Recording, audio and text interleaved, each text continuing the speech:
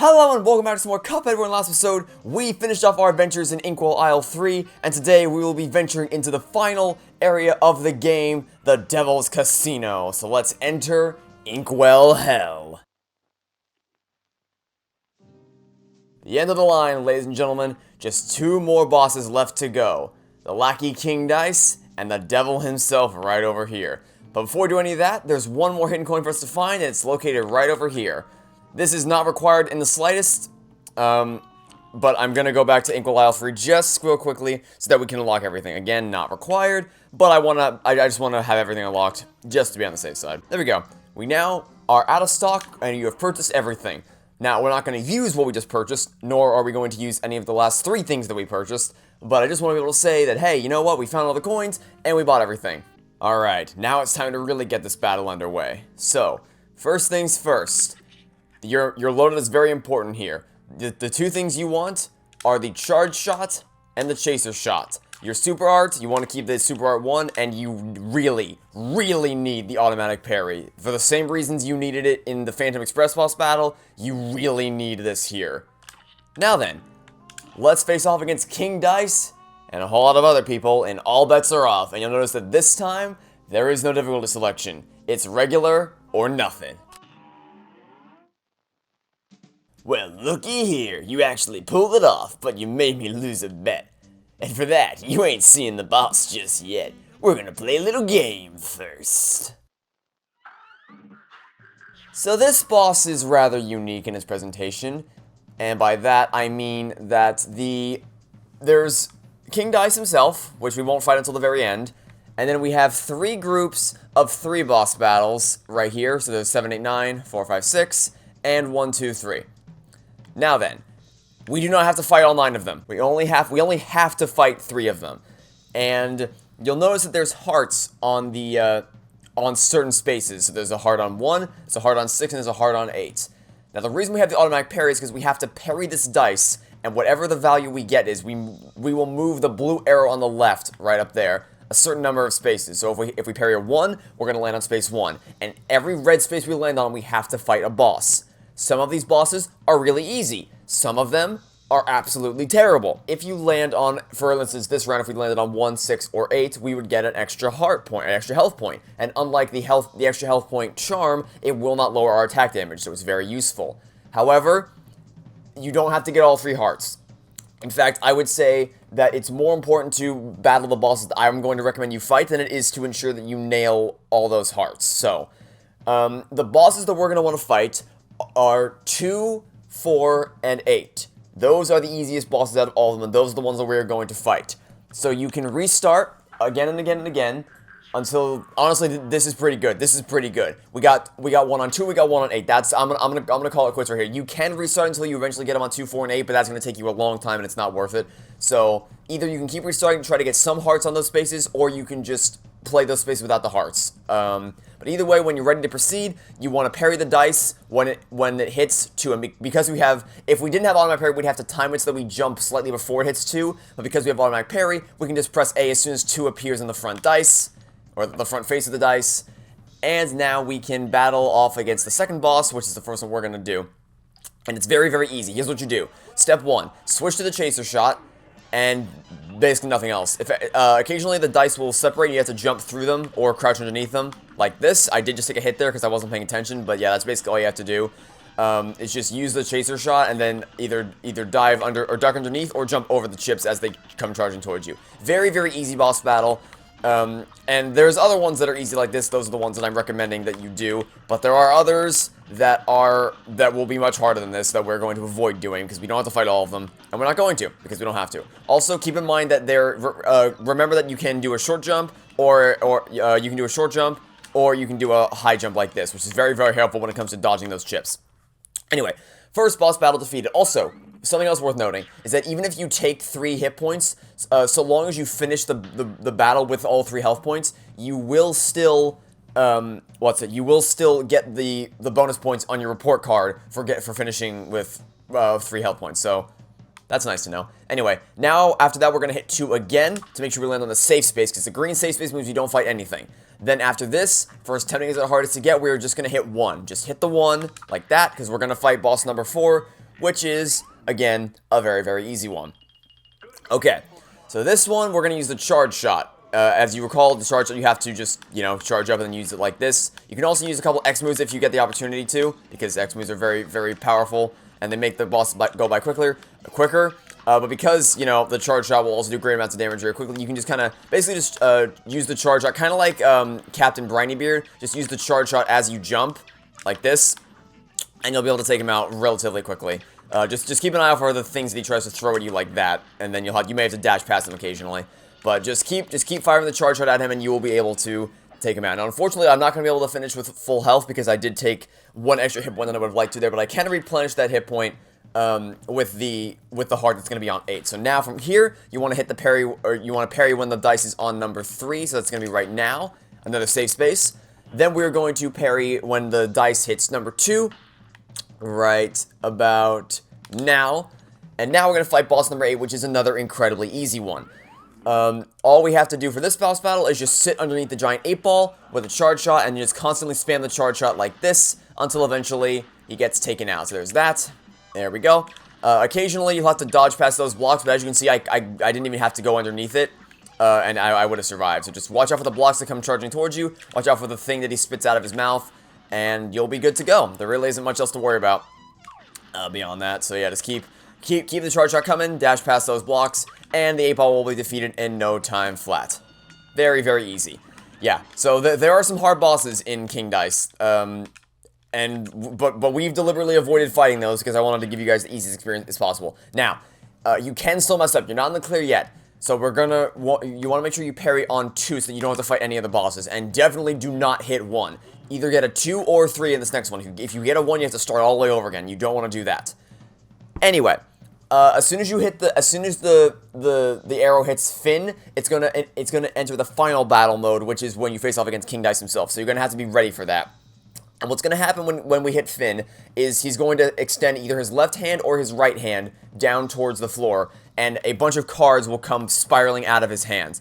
All you have to do when that happens is just parry. Okay, I didn't want to do that. We're starting now. You want to parry across the cards like this. The automatic parry will help you with the first one, but after that, you just have to keep parrying the cards like this. And after you finish, immediately use the super art against him, just like that. Then brace for the next set of cards, right here. And then again, this is just a parry test to make sure you know how to parry, to get across all these cards. Then use a couple more X moves and charge shots, like so.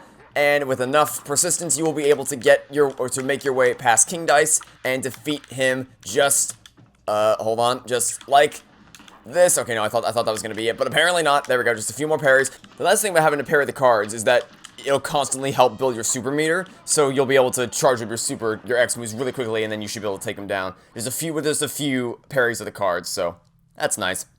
And honestly, at this point, with how many times you've had to parry and how many mausoleums you've had to go through, the cards shouldn't pose much of a threat to you. Unfortunately, we didn't get to finish with the health bonus because I did take more hits than I would have wanted to there, but we still got an A- in King Dice, which is not that bad. But alright, now it's time, ladies and gentlemen, to tackle the final boss, of the game. We have tackled down every single opponent that stood in our way, but there's still one more opponent left to face off against. And to do so, we are going to use the charge shot and the spread shot mixed with the coffee autofill meter, because parrying isn't going to help us much here. Neither is the ability to smoke bomb. So we're just going to use coffee to make sure we get our X moves charged up as quickly as possible. And you absolutely want the Super Art 1 for this one. So with a charge shot, spread shot, Super Art 1, and coffee, let's face off against the devil himself in one hell of a time. Well, well, well. Look how far you've come. Not only did you bust up my good-for-nothing lucky King Dice, but I see you've got my soul contracts as agreed. Hand them over and join my team. Absolutely not. Welching on me just like all the others, eh? I'll teach you for backing out of a deal. How about you?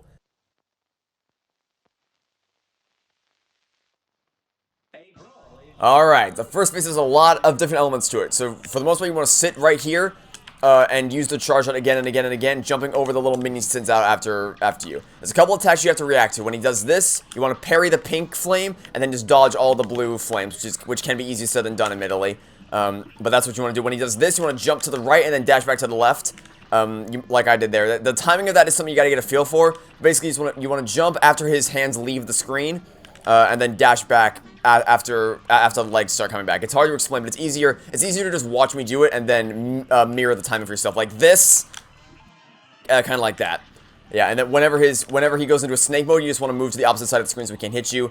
These balls are going to bounce around the screen. Again, you want to try if you can to parry the pink one. I failed miserably to do that right then, but it just helps when there's less balls going around the screen to deal with.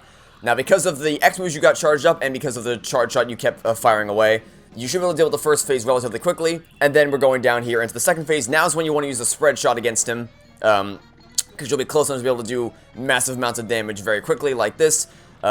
Parry these time bombs that are going to come out of the ears, and then stay clear of all the poker chips that he's spiraling down, or that he's dropping on you, as well as the axe. You don't want to be within the concentric circle radius of the axe. That will not be good for you in the slightest. So you want to stay far away from those, stay far away from the poker chips. I almost got hit by the axe, that was bad. Also, again, save your super for the final phase. Very, very important you do that. Just keep your eyes on where the chips are falling and try to take out any of the floating blue bats if you get the chance. And then when the final phase starts, immediately use your super. Just use your super in the final phase as soon as it starts. And that should be enough to finish off the boss battle. If you make it to the final phase, just use your super and finish him off. And that will be Cuphead 100% completed. You wouldn't think that just your super would be enough to finish off the final phase of the game, but it is. Just use that super and it'll be enough to knock down all of his health. I don't think that's an A, unfortunately. I think it's a B+. Oh, oof, even worse, it's a B. Okay, well, that, ladies and gentlemen, is every single boss in the game completed and every single run and gun level finished. So now, let's see the ending of the game. The brothers had triumphed over the demon, forcing him to finally give up. "We shall accept your surrender, devil," Cuphead laughed, "but we're not done just yet." And with that, Cuphead and Mugman destroyed all the soul contracts, releasing Inkwell Hell's residents from eternal servitude to the devil. "Gosh, I can't wait to tell everybody," Cuphead said. The boys set off for home at top speed. "Come on, last one there's the leaky cup," Mugman teased as they ran. Once home, the brothers gathered everyone together. "You're all free of the devil's debt," Cuphead announced. "And that fiend won't bother us again," Mugman added. The Elder Kettle was literally brimming with pride as everyone began to cheer. "Let's hear it for Cuphead and Mugman! Hip hip hooray! Hip hip hooray!" And as an all-day celebration began, the brothers promised to never wander into trouble again. And they didn't. Until the next time, of course. But that is another story. And that is the end of Cuphead. Well, at least until the DLC comes out later this year. Our sincere appreciation to the members of our team whose loyalty and creative endeavor made possible this production. Signed, Chad and Jared Moldenhauer. And what a phenomenal video game that is. Cuphead is absolutely out of this freaking world. There's almost nothing about it that's bad. Like, you have a couple run and gun levels. Particularly, Perilous Piers is annoying, and Rugged Ridge is the worst of the worst. But other than that, the other run and gun levels are great, and of course, the highlight is the insanely creative bosses. Just so many different cool new bosses to face off against in such creative different environments.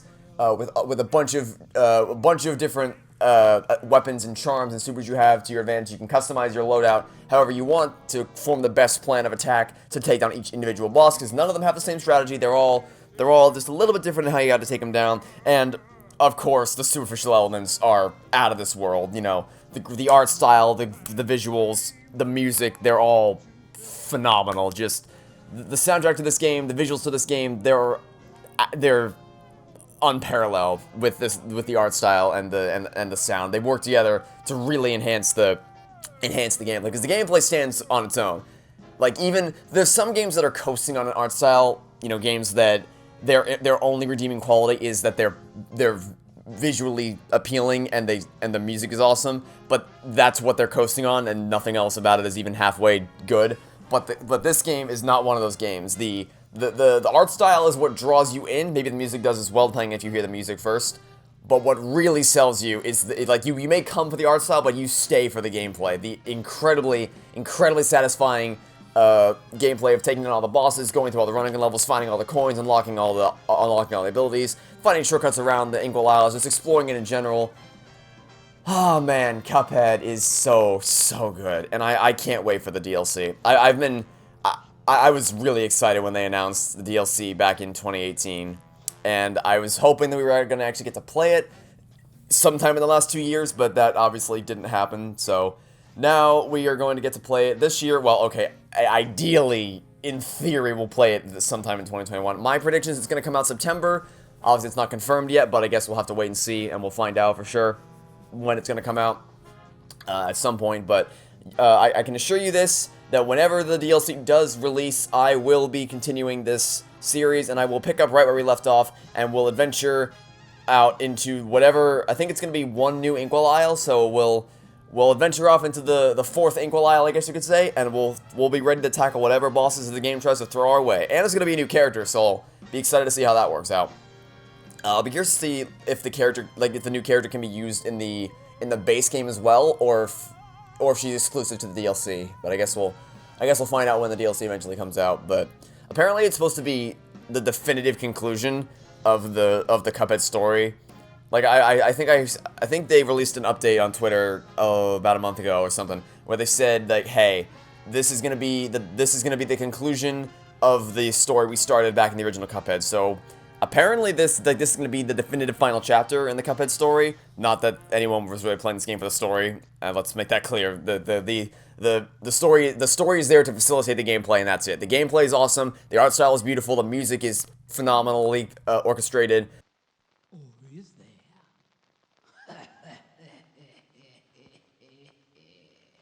That's the end, or is it? It is not. We do still have the DLC to come out at some point, but yeah. The story facilitates the gameplay, and that's about all there is to that. But with that said, that is my walkthrough for the base game of Cuphead 100% completed, and now all we have to do is just wait patiently for the DLC to come out, and I will be sure to pick this right back up again, and continue our adventures with Cuphead and Mugman. So that'll be it for now. Thanks for watching. Stay tuned for next time, and hope to catch you all either for whatever walkthrough I decide to make next, or for the DLC for Cuphead coming out at some point later this year.